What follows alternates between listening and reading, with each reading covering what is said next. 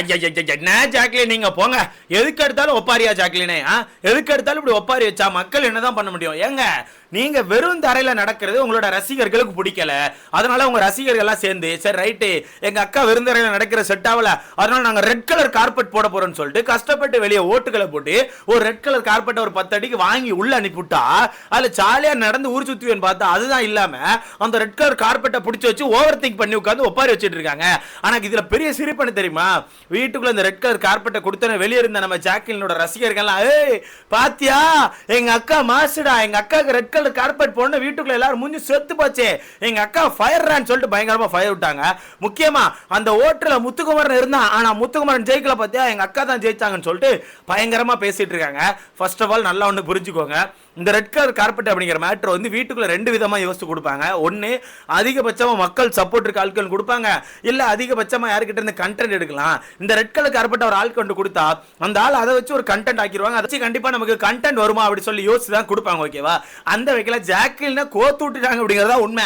இல்ல நிறைய பேர் என்ன ஜாக்லினுக்கு ரெட் கலர் கார்பெட் ராயே மாஸ்டர் ஆனிட்டு இருக்காங்க, ஜாக்லினை கோத்து விட்டுட்டாங்க.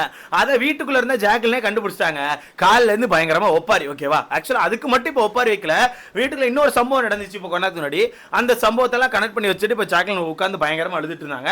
என்னாச்சுன்னு கேட்டீங்கன்னா காலங்காலத்தில் இப்போ ரெட் கலர் கார்பெட்டை உள்ள கொடுத்தாச்சு, ஜாக்லினுக்கு ஒரு பவர் வேற இருக்கு, அந்த ரெட் கலர் கார்பெட்டை யார் எடுக்கணும்னு சொல்லி அவங்களே முடிவு பண்ணிக்கலாம். அது மட்டும் இல்லாம இந்த வீட்டில் யாரையா வேலை வாங்கணும், இல்லை இந்த வீட்டில் யாரையா ஒருத்தர் எதையா செய்யன்னு சொன்னா அவங்க கண்டிப்பா அந்த வேலையை செஞ்சு ஆகணும். ஓகேவா? அந்த மாதிரி ஒரு பவரும் கொடுத்துருக்காங்க. ஸோ நல்ல பவர் கையில் கொடுத்துருக்காங்க, அதை கண்டிப்பா ரொம்ப ஜாலியா யூஸ் பண்ணலாம். ஆனா ஜாக்லின் அப்படி பண்றாங்களான்னு கேட்டா அப்படி பண்ணவே இல்லை. என்ன பண்றாங்க தெரியுமா?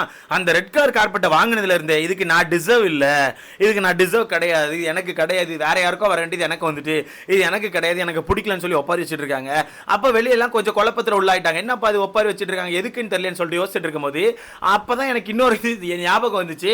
எங்க அக்கா ஜூலி இருக்காங்கல்ல, ஜூலி, எங்க அக்கா ஜூலியும் இதே மாதிரிதான் போட்டு தர இழுத்துட்டு போனாங்க.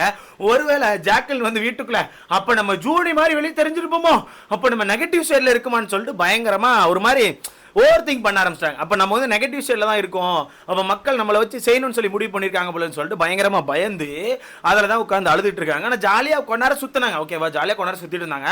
அதுக்கப்புறம் வீட்டுக்குள்ள வந்து ஆக்சுவலா கேக் அனுப்பிவிட்டாங்க. ஓகேவா? 75 days முடிஞ்சிருக்கல பிக் பாஸ், அதுக்கு டீம்லாம் சேர்ந்து செலிப்ரேட் பண்ணிப்பாங்க நினைக்கிறேன். அந்த செலிப்ரேட் பண்ண கேக்கை கட் பண்ணி ஒரு 13 பீஸா உள்ள அனுப்பிவிட்டுருக்காங்க. உள்ள அனுப்பிவிட்டது மட்டும் இல்லாம அதுல ஒரு டாஸ்க் வச்சிருக்காங்க. என்ன டாஸ்க் தெரியுமா? சிம்பிளா ஒரு டாஸ்க் தான்.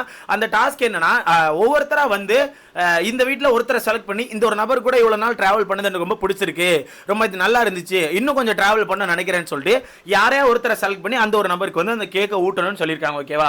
இதுல ஜாக்லின் எதிர்பார்த்தது கண்டிப்பா ஒரு 2-3 கேக்காச்சும் வரணும் எதிர்பார்த்தாங்க. எல்லாரும் எதிர்பார்க்கறதா, இதுல ஜாக்கல் மட்டும் நான் குறை சொல்ல விரும்பல, எல்லாரும் எதிர்பார்க்கறதா. ஏன்னா எல்லாருமே உங்களுக்கான பெஸ்ட் உள்ள கொடுத்துருக்காங்க. ஆனா இதுல எப்பவும் போல ஃபேவரிசம் தான் வேலை பார்க்குது. ஓகேவா? எப்படி ஃபேவரிசம் தான் வேலையை பார்க்குது. பட் இந்த டாஸ்க்கும் அதுதான் ஃபேவரிசம் காட்டுறதா, வேற ஒண்ணுமே இல்ல. அந்த வகையில ஃபர்ஸ்ட் தீபக் அண்ணா எந்திரிச்சு வந்திருப்பாரு. தீபக் அண்ணா தான் எந்திரிச்சு சொல்லுவாரு. எந்திரிச்சு சொல்ற மனுஷன் என்ன பண்ணுவாருன்னா பயங்கரமா பேசி இந்த வீட்டுல இந்த நபரை ஒரு மாதிரி பார்த்திருக்கேன், டே 1ல இருந்து இந்த வீட்டுக்காண்டி உழைச்சிட்டு இருக்காரு, இந்த நபர் கூட சேர்ந்து கேம் ஆடுறது எனக்கே ரொம்ப பெருமையா இருக்கு அப்படின்னு சொல்லி பயங்கரமா பேசி முத்துக்குமாரனை கூட்டு அந்த கேக்கை கொடுத்திருப்பாரு. ஓகேவா?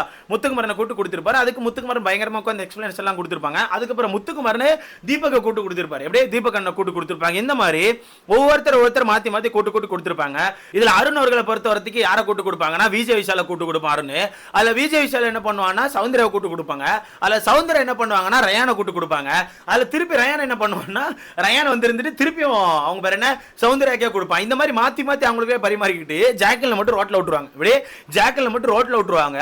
இதுல ஜாக்கலின் கூட எந்திரிச்சு வந்து தீபக் அண்ணனுக்கான பேரை சொல்லியிருப்பாங்க. ஓகேவா? ஆனா தீபக் அண்ணன் யார் கொடுத்திருப்பாங்கன்னா முத்துக்குமாரன் கொடுத்திருப்பாங்க. முத்துக்குமாரன் யார் கொடுத்திருப்பாங்கன்னா மஞ்சரி கூட்டு கொடுத்திருப்பாங்க. இந்த மாதிரி மாத்தி மாத்தி ஒரு மாதிரி பரிமாறிக்கிட்டாங்க. திருப்பி மஞ்சரி யாரை கூட்டு கொடுத்திருப்பாங்க? முத்துக்குமாரனை கூட தான் கொடுத்திருப்பான்னு நினைக்கிறேன். ஆமா, அந்த மாதிரி மாத்தி மாத்தி பரிமாறிட்டாங்க. அந்த பக்கம் இருந்த அவங்க பேர் என்ன நம்ம ஜாக்கலின் மறந்துட்டாங்க. அதுல ஜாக்கலின் கொஞ்சம் சேட் ஆயிட்டாங்க. ஆனா ரயானில் ஒரு வேலையை பார்ப்பான். ரயான் வந்து சௌந்தர்யாக்கம் கொடுத்துட்டு காரணம் இல்லாம ஒரு மாதிரி மொட்டை காரணம் வச்சு தான் கொடுப்பான். கொடுத்து முடிச்சுட்டு இன்னொரு ஆளுக்கும் நான் கொடுக்கணும்னு நினைக்கிறேன்னு சொல்லிட்டு ஜாக்லின் அவர்களுக்கு போய் ஒரு ஸ்பூன் ஊட்டுவான். ஊட்டி விட்டாலுமே அதை அவங்களால ஏத்துக்க முடியாம ஒரு மாதிரி லோவா இருப்பாங்க. அது லோவானோடனே அதுக்கப்புறமே உடனே நேரா நடந்து போய் ரெஸ்ட் ரூம்ல போயிட்டு ஒரு மாதிரி ஃபீல் பண்ண ஆரம்பிச்சிருப்பாங்க.